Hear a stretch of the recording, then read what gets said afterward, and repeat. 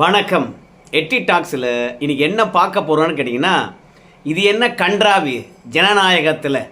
அது மட்டும் இல்லாமல் பொங்கல் விழாவை அவமதித்த நம்முடைய அண்ணா உதயநிதி ஸ்டாலின் இணையத்தில் வைரலாகும் வீடியோ, இதை தான் முழுமையாக நம்ம பார்க்க போகிறோம்.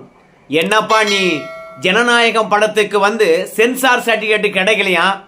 ஊரே அதை பற்றி பேசுது, அதை நீ விலாவரியாக பேசக்கூடாதா அப்படின்னு சொல்லிட்டு கேட்பீங்க. நாம் எட்டியப்பன் சோழன் சேனலில் இந்த சென்சார் சர்டிஃபிகேட் தொடர்பாக வீடியோ போட்டிருக்கோம். ஆனால் நாம் ஏன் இந்த சேனல் அதை பற்றி பேசலை அப்படின்னு கேட்டிங்கன்னா, விஜயே அதை பற்றி பேசலை, அவனுக்கே அக்கறை இல்லை, அவனுக்கே கவலை இல்லை. என்னடா நம்ம படமானது இன்னைக்கு ரிலீஸ் ஆகிருக்கணுமே, ஆனால் தேதி தள்ளி வச்சுட்டுமே, உலகம் முழுதும் இருக்கக்கூடிய ரசிகர்கள் குழப்பமடைவாங்கலை. அதனால் இந்த ஜனநாயகம் படத்துக்கான சென்சார் சர்டிஃபிகேட்டை சீக்கிரம் வாங்கணும். நாம் களத்தில் இறங்கினா தான் சீக்கிரம் கிடைக்கும். யார் முட்டுக்கட்டை போடுறாங்களோ அவங்களுக்கு எதிர்ப்பு தெரிவிக்கணும் அப்படின்னு சொல்லிவிட்டு வாயை திறக்காமல் அவனே அமைதியாக உட்காந்துட்டு இருக்கான். அவனுக்கே தெரியுது இதெல்லாம் நம்ம படத்துக்கான சூப்பர் விளம்பரம். எவ்வளோ கோடி கொடுத்தாலும் சரி நம்ம படத்தை இந்த அளவுக்கு மக்களிடையே கொண்டு போய் சேர்க்க முடியாது. போட்டி போட்டுக்கொண்டு நடிகர்களும் காங்கிரஸ் கட்சிக்காரங்களும் மக்களிடையே நம்முடைய படத்தை கொண்டு போய் சேர்க்கிறாங்க. அதற்குள்ளாக வாயை திறந்து நாம் முடிவுக்கு கொண்டு வந்துடக்கூடாது. எவ்வளவு தூரம் அடிச்சுக்கிறானுங்களோ, எவ்வளவு தூரம் பாஜகவை விமர்சிக்கிறாங்களோ அந்த அளவுக்கு நமக்கு படம் ஹிட்டாக போகுது. நாம் ஏன் வாயை திறக்கணும் அப்படின்னு சொல்லிட்டு இந்த வீடியோ எடுக்கின்ற தருணம் வரைக்கும் வாயை முடின்னு சும்மா இருக்கிறான். அவனுக்கு அக்கறை கிடையாது. ஆனால் இவனுங்க அவனுக்காக முட்டு கொடுத்து கொண்டு இருக்கின்றார்கள். பாஜக வந்து பார்த்தீங்கன்னா இந்த வருமான வரித்துறை, அமலாக்கத்துறை மற்றும் புலனாய்வுத்துறை, இந்த சிபிஐ, இவற்றை தான் கடந்த காலங்களில் அரசியல் தலைவர்களை முடக்குவதற்காக பயன்படுத்திச்சு.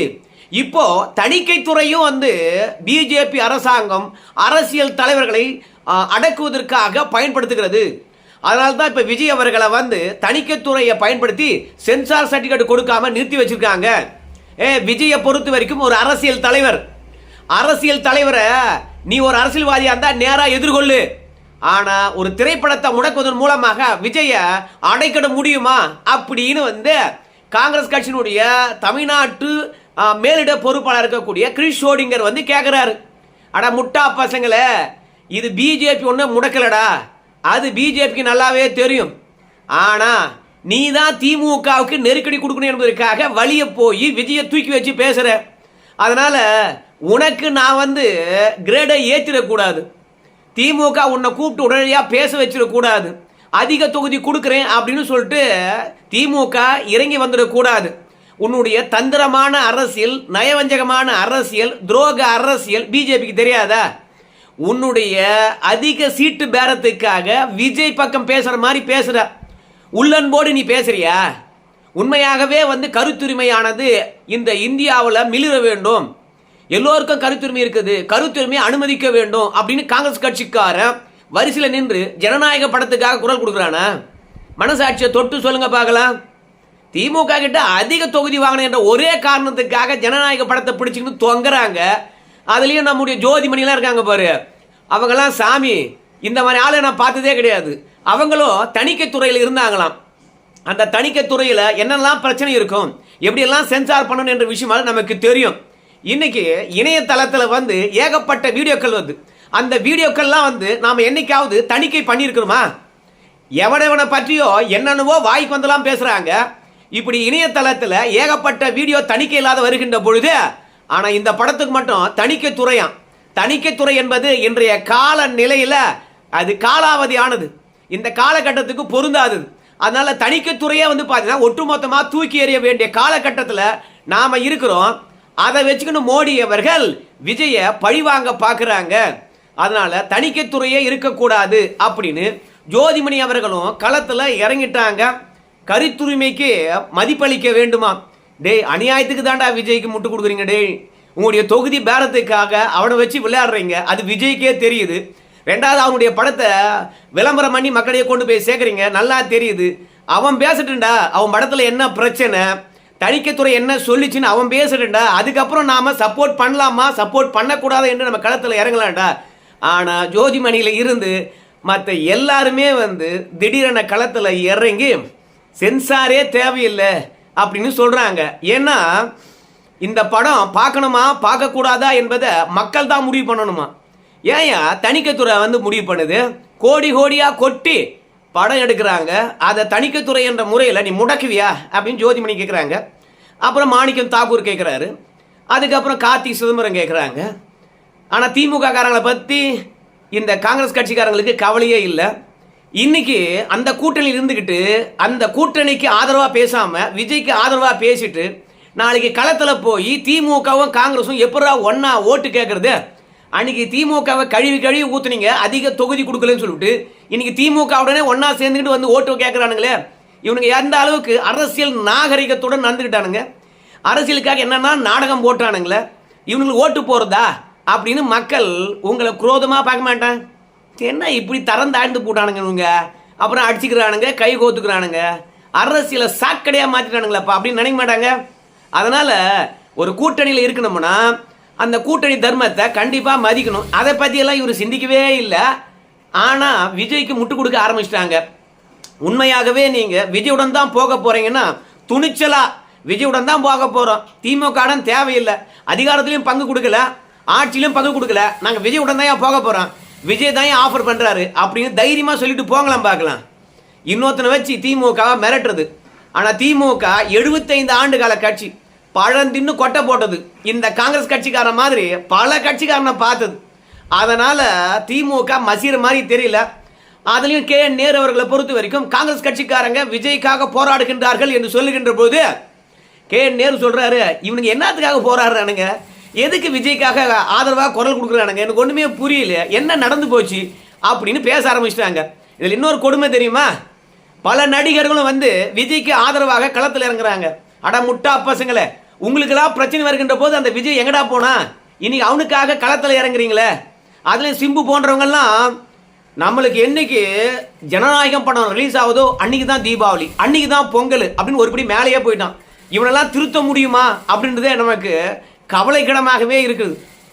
மக்கள் பிரச்சனைக்கும் விஜய் வெளியே வரமாட்டான், அவன் படம் பிரச்சனைக்கும் வெளியே வரமாட்டான். இந்த வீடியோ எடுக்கின்ற தருணம் வரைக்கும் நான் சொல்கிறேன். ஆனால் அவனை எவனோ ஒருத்தன் காப்பாற்றணும் என்ற ரேஞ்சிலே வீட்டுக்குள்ளே ஒளிஞ்சிட்டு இருக்கிறான்.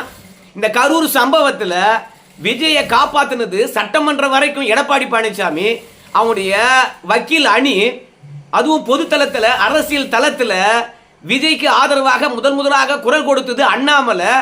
இப்படி ஊராலாம் வந்து பார்த்தீங்கன்னா விஜய்க்காக அரசியல் தளத்தில் காப்பாற்றி விடுவாங்க. கரூர் சம்பவத்தில் கடைசியில் நாங்கள் யார் தெரியுமா அப்படின்னு பில்டப் பண்ணுவான்.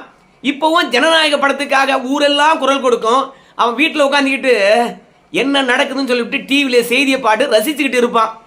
ஒவ்வொரு நொடி பொழுதும் அந்த படத்துக்கான எதிர்பார்ப்பு எகிருது, விலைவாசியும் கூடுது. பட தேதி ரிலீஸு தள்ளி வச்சாலும் டிக்கெட்டு விற்பனையானது தொடங்கி போச்சு. உலகம் முழுவதும் கல்லா கட்ட ஆரம்பிச்சுட்டானுங்க. இவனுங்க கதற அந்த படத்தினுடைய இமேஜே வேற லெவலில் போச்சு. அந்த படம் வெத்து படம், எப்படிடா ஓட்டுறது, எப்படிடா சம்பாதிக்கிறது அப்படின்னு நினைச்ச தயாரிப்பாளருக்கு அழகா சென்சார் போர்டு ஆனது சர்டிஃபிகேட் கொடுக்கலன்ற ஒத்த விஷயத்தை வச்சு என்ன கல்லா கட்டுறானுடா சாமி. அது மட்டும் கிடையாது, விஜய் படத்துக்கு இப்போது மட்டுமா சிக்கல் வருது, எல்லா படத்துக்கும் தான் சிக்கல் வருது. இப்போ மட்டும் ஏன் எல்லா பையனும் குதிக்கிறான்னு நமக்கு தெரியல. கடந்த காலங்களில் படங்களுக்கு பிரச்சனை வருகின்ற போது இவங்கெல்லாம் பேசவே இல்லையே. இவங்க மோடிக்கு எதிராக பேசலை, இவங்க திமுகக்கு எதிராக பேசுகிறாங்க. அதிக தொகுதி கொடுக்க வேண்டியதுக்காக தொகுதி பேரத்துக்காக பேசுகிறாங்க. இது திமுக எனக்கு தெரியாதா? விஜய்க்கே தெரியும். அதனால தான் இவங்க நமக்கு ஆதரவாக வந்து குரல் கொடுக்கின்றார்களே. உடனடியாக நம்மளும் வந்து பேசி என்னுடைய படத்துக்கு இத்தனை பேர் ஆதரவு தெரிவிச்சிங்க, அத்தனை பேருக்கு நன்றி, ஒரு வீடியோ வெளியிடலாமே, ஜனநாயக படத்தில் என்ன பிரச்சனை அப்படின்னு கேள்வி கேட்கலாமே. அவன் வாயே திறக்க மாட்டானா, அவனை பற்றி நம்ம சேனலில் பேசணுமா? இது என்ன கதையாகுது? அதனால் அதை பற்றி பேசலை. நாம் என்ன பேச போகிறோம்னு கேட்டிங்கன்னா, இது என்ன கன்றாவி அப்படின்னு சொல்கிற அளவுக்கு ஒரு வீடியோ ஒன்று சமூக வலைத்தளத்தில் வைரலாக பரவிட்டு இருக்குது. அதை பாருங்களேன். இந்த அம்மா என்ன பண்ணுதுன்னு கேட்டிங்கன்னா, நம்ம உதயநிதி ஸ்டாலின் அவர்கள் வந்து பொங்கல் பரிசு கொடுக்குறாங்க. இந்த அம்மா ஆட்டோ ஓட்டுநர். சரி, பொங்கல் பரிசை வாங்கினவங்க உதயநிதி கையை அவங்க தொட்டுட்டாங்களாம். உடனே அந்த அம்மா காணாததை கண்ட மாதிரி கை தொட்டுட்டேன்னு சொல்லிட்டு சும்மா எகிரி எகிரி குதிக்குது. உதயநிதியும் கண்டுக்கல, பக்கத்தில் இருக்கக்கூடிய தாமோ அன்பரசன் அவர்களும் கண்டுக்கல. காஞ்சிபுரம் வடக்கு மாவட்டத்தின் சார்பில் வந்து பொங்கல் விழா கொண்டாடினாங்க. அந்த பொங்கல் விழாவில் தான் இந்த கன்றாவி அரங்கேறி இருக்கிறது. இப்போ ஜனநாயகம் எந்த அளவுக்கு போச்சுன்னு கேட்டிங்கன்னா, மக்கள் பிரதிநிதிகளை பார்க்குறதே வந்து கஷ்டம், பார்த்துட்டோம்னா அதிர்ஷ்டம், தொட்டுட்டோம்னா அதை விட பெரிய பெருமை. அந்த நிலைக்கு தான் மக்கள் பிரதிநிதிகள் மக்களிலிருந்து விலகி நிற்கிறாங்க. ஜனநாயகம் எதற்காக கொண்டு வரப்பட்டது? ஒரு பிரதிநிதியை பொறுத்த வரைக்கும் மக்கள் பிரச்சனையை வீடு வீடாக போய் கேட்கணும், இல்லை அலுவலகம் நாடி வருகின்றவங்களுக்கு என்ன பிரச்சனை கேட்டு அதை செய்து கொடுக்கணும். அதுக்காக தான் நாம் ஓட்டு போட்டு நமக்கென வேலை செய்யக்கூடியவனை தேர்ந்தெடுக்கிறோம். ஆனால் இங்கே தலைகீழ மாறி போச்சு. நம்ம ஓட்டு போட்டுட்டு நம்ம வேலைக்காரனை நம்ம என்னைக்காவது கண்ணில் பார்த்துட்டா எகிரி குதிக்கிறோம். ஜனநாயகம் என்ன கன்றாவியாக மாறி இருக்குது பாருங்க. இன்னைக்கு அரசியல் தலைவர்களை பார்ப்பதும் தொடுவதும் அதிர்ஷ்டமாய் போச்சு, பெரும் பேராய் போச்சு. அதனால தான் உழைக்கின்ற இந்த பெண்மணியை பொறுத்த வரைக்கும் உதயநிதி ஸ்டாலின் அவர்களை தொட்டுட்டாங்களாம், எகிரி எகிரி குதிக்கிறாங்க. அது மட்டும் கிடையாது, வடக்கன்ஸ் இருக்கான்ல, அவனே வந்து பொங்கலை வந்து வணக்கத்துடன் கும்பிட்டு அந்த பொங்கலை கொண்டாடிட்டு போகிறான். யார் அந்த வடக்கன்ஸ் அப்படின்னு கேட்குறீங்களா? இந்த ஃபோட்டோவை பாருங்கள். இந்த ஃபோட்டோவில் நம்முடைய அமித்ஷா அவர்கள் தான் பொங்கல் கொண்டாடினார் திருச்சியில் இராணுவ படை தளத்தில். ஆனால் அங்கே பொங்கல் வைக்கின்ற பொழுது நம்ம அமித்ஷா பொறுத்த வரைக்கும் அந்த பானையில் அரிசி போடுகின்ற போதும் சரி, வெல்லம் போடுகின்ற சரி, தொழவுகின்ற போதும் சரி, தீபாரதனை காட்டுகின்ற போதும் சரி, கையெடுத்து கும்பிடுகின்ற போதும் சரி, நம்முடைய அமித்ஷாவுடைய காலில் எந்த இடத்திலும் செருப்பே இல்லை. சாக்ஸுடன் வந்து தான் அவர் எல்லாவற்றையும் செய்கிறார். நம்ம அமித்ஷாவுக்கு எவ்வளவோ பாதுகாப்பு அச்சுறுத்தல் இருக்குது என்ற விஷயமானது உங்கள் எல்லாருக்கும் தெரியும். ஆனால் அதையெல்லாம் தாண்டி எதுக்கு மதிப்பு கொடுக்கணுமோ அதுக்கெல்லாம் மதிப்பு கொடுக்கணும் என்பதனால பொங்கல் விழாவுக்கு அழகாக சாக்ஸோடு வந்து பார்த்தீங்கன்னா இந்த விழாவில் கலந்துக்கிட்டு மரியாதை கொடுக்குறார். ஆத்மார்த்தமாக இந்த விழாவை கொண்டாடுறார். ஆனால் பக்கத்தில் நம்ம உதயநிதி ஸ்டாலினை பாருங்களேன், அவரும் தான் பொங்கல் விழா கொண்டாடுறாரு. ஆனால் என்ன ஒன்று, கருப்பை ஷூவை போட்டுக்கிட்டு அந்த பானையில் அரிசி போடுறாரு, வெல்லம் போடுறாரு, சக்கரை பொங்கலுக்கு தேவையான எல்லாவற்றையும் அதில் போடுறாரு. ஆனால் ஷூ காலுடன் போடுறாரு. இவரெல்லாம் என்ன சொல்கிறது?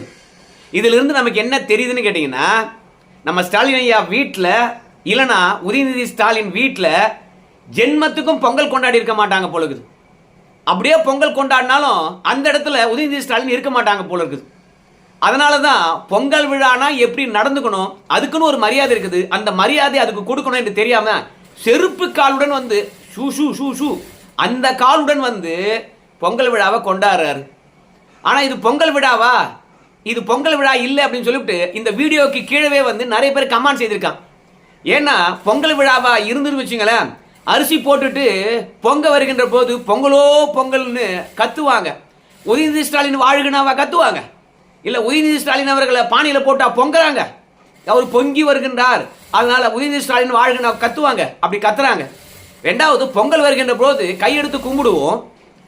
அப்புறம் பொங்கல்லாம் வந்து பார்த்தீங்கன்னா சமைச்சு முடிச்சிட்டு பிறகு வாழை இலையிலோ பூசணி இலையிலோ பொங்கல் வச்சு சூரியனுக்கு படைப்போம், தீப ஆராதனை காட்டுவோம். ஆனால் இது ஷூட்டிங்காக எடுக்கப்பட்ட பொங்கல் இல்லையா? அதனால ஷூட்டிங்காக எடுக்கப்பட்ட பொங்கல் ஷூ போட்டுக்கின்னு வரலாம். அதனால இந்த பொங்கலை உதயநிதி ஸ்டாலின் அவமதிச்சிட்டாரு அப்படின்னு சொல்றதெல்லாம் கேலி கூத்துன்னு தான் நான் நினைக்கிறேன். ஓவரா நம்ம திராவிடத்தில் இருந்து மரியாதையை நம்ம எதிர்பார்க்கிறோம் அப்படின்னு தான் அர்த்தம். திராவிடம் என்னைக்காவது மரியாதை கொடுத்துக்குதா? எதுக்காவது? எல்லாவற்றுக்கும் புனை பெயர் வச்சு தான் அவங்க அழைப்பாங்க. அந்த மாதிரி தான் இன்னைக்கு இது சமத்துவ பொங்கல் என்று கொண்டாடி கொண்டு இருந்தாங்க. இப்போ திடீர்னு திராவிட பொங்கல்னு சொல்றாங்க. அவங்க ஆட்சிக்கு வந்த பிறகு பேர் மாற்றாதது எதுவுமே கிடையாது. மது பிரியரு, கிட்னி திருட்டு இல்லாம கிட்னி முறைகேடு, இப்படி பல்வேறுபட்ட பேர் வச்சு அழைக்கக்கூடியவங்களா இருக்கிறாங்க. அதனால பொங்கல் விழாவில் ஷூ போட்டா என்ன, செருப்பு போட்டா என்ன, அவங்களுக்கு அதை பற்றி கவலையே கிடையாது. ஆனால் தமிழர் விழாவை நாம் வந்து கொண்டாடுறோம். நாம் வடநாட்டு விழாவாக இருக்கக்கூடிய பகுத்தறிக்கு அப்பாற்பட்ட விழாவாக இருக்கக்கூடிய தீபாவளியெலாம் கொண்டாட மாட்டோம். தமிழர் பண்டிகையை நாம் சந்தோஷத்துன்னு கொண்டாடணும், 3000 ரூபாய் தாங்க அப்படின்னு சொல்லிட்டு தமிழர் திருவிழாவை எப்படி கொண்டாடணும்னு கூட தெரியல. ரெண்டாவது, அவங்க வீட்டில் பொங்கலே கொண்டாட மாட்டாங்க போல இருக்குது. அதனால் ஜீன்ஸ் பேண்ட்டு ஷூவு டிஷர்ட்டுடன் வந்து பார்த்தீங்கன்னா பொங்கல் கொண்டாடி இருக்காரு. எதையோ அவமதிச்சிங்க, கடைசியில் தமிழர் விழான்னு சொல்லிவிட்டு அந்த பொங்கலையும் அவமதிக்கிறீங்க. ஆனால் தமிழ்நாட்டில் இருக்கக்கூடிய மக்களை பொறுத்த வரைக்கும் கவலைப்படாதீங்க, 3000 ரூபாய் கொடுத்துட்டீங்க, பிறகும் தேர்தல் நெருக்கத்தில் கவர்மெண்ட் பணத்தையே வச்சு பார்த்தீங்கன்னா ஒரு 10,000 ரூபாய் கொடுக்க போகிறீங்க. கடைசியில் ஓட்டு போடுகின்ற போது கையிலும் காசு கொடுக்க போகிறீங்க. யார் அவமதிச்சா என்ன, எதை அவமதிச்சா என்ன? ஓட்டு போட மக்கள் எல்லாவற்றையும் மறந்துட்டு தயாராக இருக்கின்ற போது சமூக வலைத்தளத்தில் எவன் என்ன பேசுனா நமக்கு என்ன கிடைக்குது? அப்புறம் இந்த அம்மா உதயநிதி ஸ்டாலின் அவர்களுக்கு கையை தொட்டுட்டேன்னு குதிச்சது இல்லை. இந்த கன்றாவிலாம் பார்த்தீங்கன்னா நம்மளால் பார்க்க சகிக்கல. இந்த மாதிரி வீடியோலாம் இணையதளத்தில் பதியாதீங்க. ஏன்னா கட்டினவன் காரி துப்புவான். சரி நண்பர்களே, இந்த வீடியோ தொடர்பாக உங்கள் கருத்தை சொல்லுங்க. நன்றி.